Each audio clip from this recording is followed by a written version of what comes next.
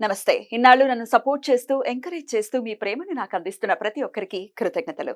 అలాగే ఈ వీడియో కూడా ఖచ్చితంగా మీకు ఉపయోగపడుతుంది. లైక్, షేర్ అండ్ సబ్స్క్రైబ్ చేసి మీ సపోర్ట్‌ని నాకు అందించండి. అలాగే ఈ వీడియో పట్ల మీకున్న అభిప్రాయాన్ని కామెంట్ సెక్షన్‌లో కామెంట్ చేసి తెలియజేయండి. ఇప్పుడు వీడియోని చూద్దాం. జ్యోతిష్య శాస్త్రం ఒక అద్భుతం. వేదాంగమైన జ్యోతిష్య శాస్త్రం అనేటువంటిది మానవ జీవన గమనానికి ఒక వరం. జ్యోతిష్య శాస్త్రం నీ జీవితంలో వెలుగునింపే ఒక భాష. ఆ భాష నీకు అర్థమైతే ప్రకృతి నీతో మాట్లాడుతుంది. అస్ట్రాలజీ నేర్చుకోవాలి అనుకునే వారికి అద్భుత అవకాశం. మురళీధర శర్మ గారి అస్ట్రాలజీ క్లాసెస్ అతి త్వరలో మొదలు కాబోతున్నాయి. 100% జాబ్ గ్యారంటీ. వివరాల కొరకు సంప్రదించండి. నమస్తే, వెల్కమ్ టు అవర్ ఛానల్. నేను పద్మిని. ప్రస్తుతంతో పాటు ప్రముఖ ఆధ్యాత్మికవేత్త, అస్ట్రాలజర్, అలాగే లైఫ్ కోచ్ శ్రీమతి డాక్టర్ సుధా గారు మనతో పాటు ఉన్నారు. మాట్లాడదాం. సుధా గారు నమస్తే అండి. నమస్కారం పద్మిని. బాగున్నారా సుధా గారు? ఫైన్. మీరందరూ ఎలా ఉన్నారు? మేము అందరం బాగున్నాం. గుడ్. సెప్టెంబర్ మాసం వచ్చేస్తుంది. మీరు బోర్డు మీద రాసినట్టుగానే ఎస్, సెప్టెంబర్ భాద్రపద మాసం కూడా సెప్టెంబర్ ఇంచుమించు 4వ తారీఖు మొదలవుతుంది.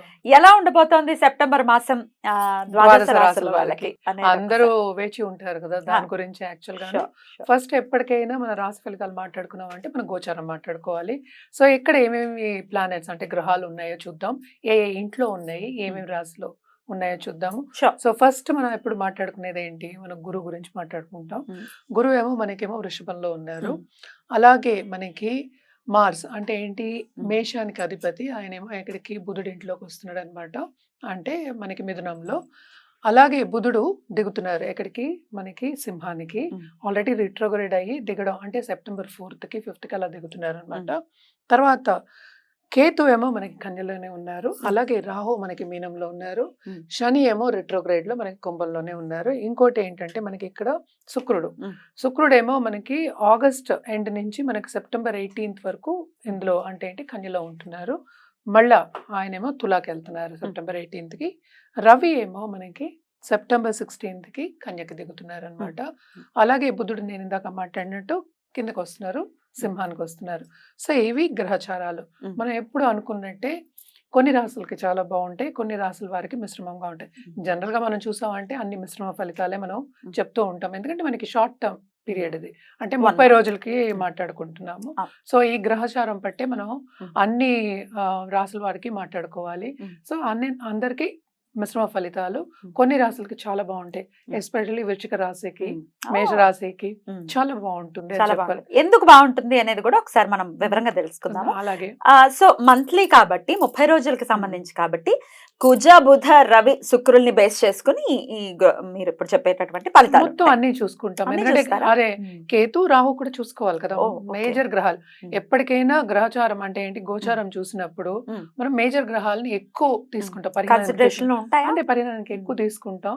ఇవి చిన్న చిన్న అంటే ఏంటంటే తొందరగా మూవ్ అయ్యే ప్లానెట్స్ కనుక మనం కొంతవరకు చెప్పగలుగుతాం.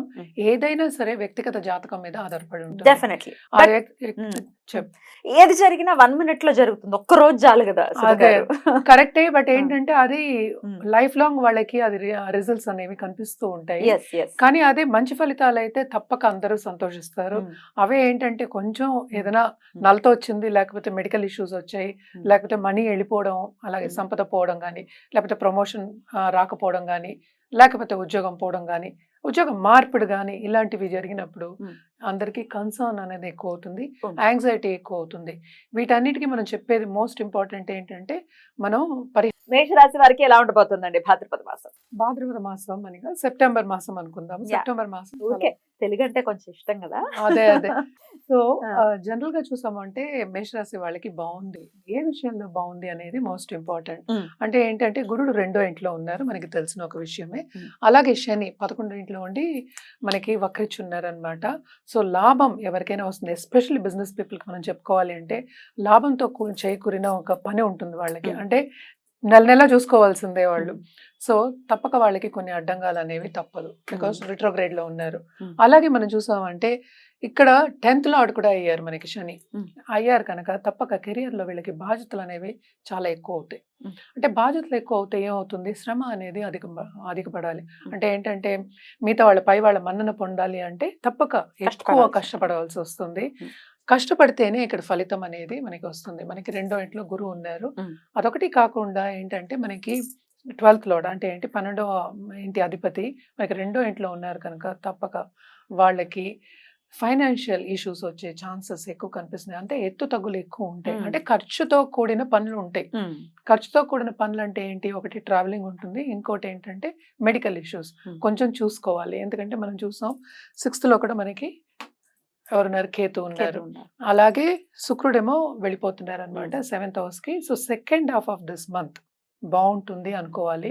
ఎందులో బాగుంటుంది? దాంపత్య జీవితంలో కొంచెం అనుకూల పరిస్థితి అనేది ఉంటుంది. అలాగే కొత్తగా పెళ్లి కావాలి అనుకునే వాళ్ళందరికీ ఈ నెలలో కొంచెం మంచి సూచనలు కనిపిస్తున్నాయి. అంటే ఏంటి? వాళ్ళకి తగిన వాళ్ళు వచ్చే ఛాన్సెస్ కనిపిస్తున్నాయి. అలాగే పెళ్లి అయ్యే ఛాన్సెస్ కూడా కనిపిస్తున్నాయి. అంటే ఏంటి? మనకి వ్యక్తిగత జాతకం మీద ఆధారపడి ఉంటుందని మనం అందరికీ జనరల్ గా చెప్పే ఒక విషయము. కానీ మనం ఇవి కూడా జనరల్ గా మాట్లాడుకుంటున్నాం కనుక తప్పక దాంపత్య జీవితం అలాగే లవ్ రిలేషన్షిప్ లో మాత్రం అనుకూల పరిస్థితి అనేది ఉంటుంది. అలాగే మనం చూసాము అంటే వీళ్ళు తప్పక ధార్మిక కార్యక్రమాల్లో పాల్గొనే ఛాన్సెస్ ఎక్కువ కనిపిస్తున్నాయి. అంటే ఏంటి? రిలీజియస్ కార్యక్రమాలు అంటే ఫెస్టివల్స్ అనుకుందాం. మనకి ఎలాగో భాద్రపద మాసంలో ఉన్నాయి కొన్ని ఫెస్టివల్స్, వినాయక చవితి ఉంటుంది. అది బాగా ఫుల్ ధూమ్ ధామ్ గా చేసే ఒక ఫెస్టివల్. బాగా పాల్గొంటారు, అంటే చురుగ్గా పాల్గొంటారు అని చెప్పుకోవచ్చు. అలాగే ఇంట్రెస్ట్ కూడా ఉంటుంది వాళ్ళకి. అంటే స్పిరిచువల్ గ్రోత్ అని కాకుండా రిలీజియస్ డిస్కోర్సెస్ కానీ లేకపోతే రిలీజియస్ కార్యక్రమాలు కానీ పాల్గొనే ఛాన్సెస్ ఎక్కువ కనిపిస్తున్నాయి అన్నమాట. అలాగే మనం ఏమిటంటే పరిహారాల విషయానికి వచ్చామంటే ఏ విషయాల్లో ఖచ్చితమైన జాగ్రత్తలు తీసుకోవాలి వీళ్ళు తప్పక ఏంటంటే హెల్త్ విషయంలో. ఎందుకంటే మనకి పిల్లల విషయంలో కూడా, ఎందుకంటే రవి మళ్ళా ఏమో 6వ ఇంటికి వస్తున్నాడు. అలాగే ఏంటంటే నోటి దుడుసు ఎక్కువ ఉండకూడదు, పై వాళ్ళతో కొంచెం జాగ్రత్తగా ఉండవలసిన ఒక పరిస్థితి. ఎందుకంటే తెలియని ఎనిమీస్ వచ్చే ఛాన్సెస్ ఎక్కువ కనిపిస్తున్నాయి మనకి. అలాగే పవర్ఫుల్ ఎనిమీస్ అన్నమాట. అలాగే రవి ఇక్కడ ఉన్నంత వరకు గవర్నమెంట్ తో పని చేయించుకోవాలంటే తప్పక పనులు అవుతాయి వాళ్ళకి. అంటే చిన్న చిన్న పనులు ఉంటాయి కదా, అలాగే గవర్నమెంట్ కాంట్రాక్ట్స్ వాళ్ళకైనా బాగానే ఉంటుంది అనమాట. మనం పరిహారాల విషయాన్ని మాట్లాడుకుంటున్నాం కనుక తప్పక మన రవికి చేయడం అనేది మోస్ట్ ఇంపార్టెంట్. ఎందుకంటే నవగ్రహాలకి అధిపతి రవి మనం చెప్పిన సోలార్ సిస్టమ్కి. సో తప్పక అర్ఘ్యం ఇవ్వడం కానీ రవికి. అలాగే మనం ఏంటంటే ఇక్కడ కేతుకి తప్పక చేయాలి. గణపతి పూజ ఎలాగో పండగ వస్తోంది కనుక కొంచెం బాగా చేసుకోవడం అంటే మోస్ట్ ఇంపార్టెంట్ ఏంటంటే అది నాకు కావాలి, నేను చేసుకుంటానని థాట్ ఉండాలి. థాట్ అంటే ఏంటి? గట్టిగా బలంగా సంకల్పం చేసుకుని చేయడం అనేది ఇంపార్టెంట్. ఎవ్రీడే చేసుకోవడం, నిత్యం చేసుకోవడం చాలా ఇంపార్టెంట్. సో గణపతికి నిత్యం చేయడం అనేది ఎక్స్ట్రీమ్లీ ఇంపార్టెంట్ అన్నమాట. మనం జనరల్ గా మాట్లాడుకోవాలి అంటే శని కాళ్ళు పట్టుకోవడం నేను ఎప్పుడు చెప్తూనే ఉంటాను, తప్పక పట్టుకోవాలి.